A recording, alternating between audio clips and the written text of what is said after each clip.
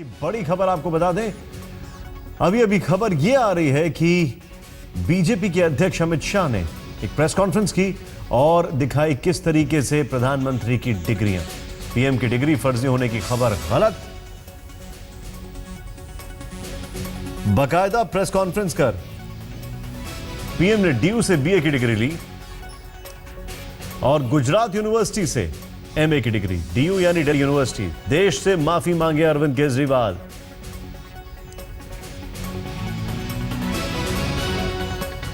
केजरीवाल को भेजेंगे सबूत और कहा कि खुद भी रखें आप ये डिग्री और ये सर्टिफिकेट्स और ये मार्कशीट, जाके कर लें तफ्तीश। पीएम की डिग्री फर्जी होने की खबर गलत साबित करते हुए सीधे तौर पर ये तस्वीरें आपके सामने है। पहली तस्वीर, ये वो डिग्री है, मार्कशीट की कॉपी है, आज तक के हाथ में इसकी फोटोकॉपी है जिसको आप देख सकते हैं। गुजरात यूनिवर्सिटी से एमए किया है, दिल्ली यूनिवर्सिटी से बीए। और आम आदमी पार्टी ने अब से थोड़ी देर पहले इस प्रेस कॉन्फ्रेंस के बाद आज तक से बातचीत में कहा कि ये सारी डिग्रियां फर्जी। क्या कहा बीजेपी अध्यक्ष अमित शाह ने अपनी प्रेस कॉन्फ्रेंस में, जब उन्होंने इस बात का सीधे सीधे ऐलान किया कि एक ऐसी बात को तूल दिया जा रहा है जो कि है ही नहीं। आइए देखते हैं।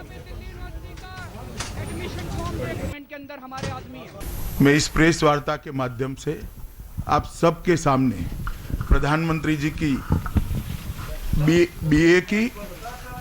बीए की और एमए की दोनों डिग्रियां सार्वजनिक करना चाहता हूं।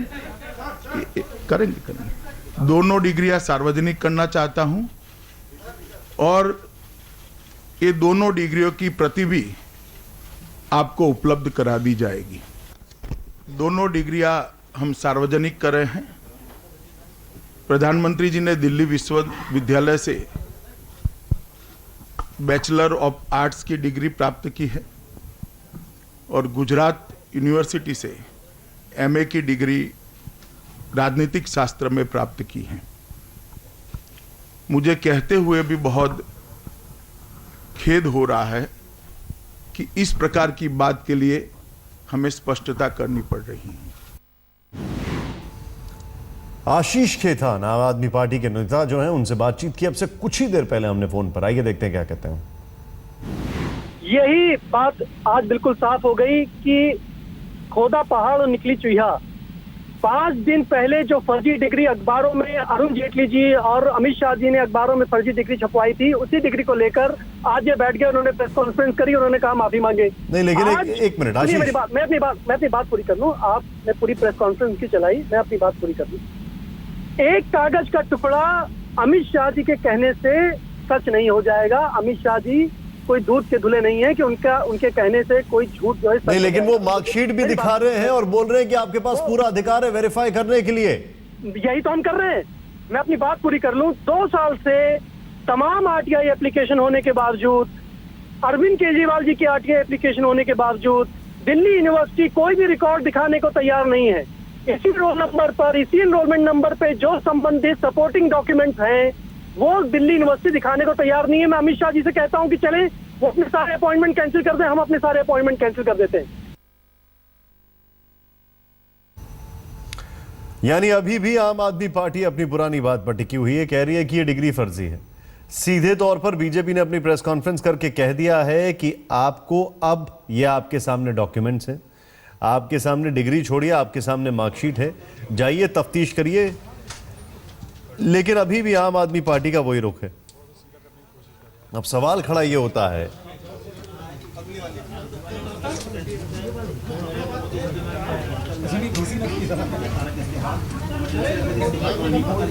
अपनी परीक्षा के दौरान बीजेपी के जिन नेता के साथ प्रधानमंत्री रुका करते थे, उनसे बातचीत की हमारी सहयोगी रीमा पराशर ने। आइए देखते हैं। जी, अरुण जेटली ने बोला कि आप गवाह हैं कि किस तरह से दिल्ली यूनिवर्सिटी से नरेंद्र मोदी ने इस डिग्री को हासिल किया। देखिए, 1974 में 33 बेंगलोर रोड विश्वविद्यालय के अंदर है। वो हमारा कार्यालय था विद्यार्थी परिषद का, दिल्ली प्रदेश का।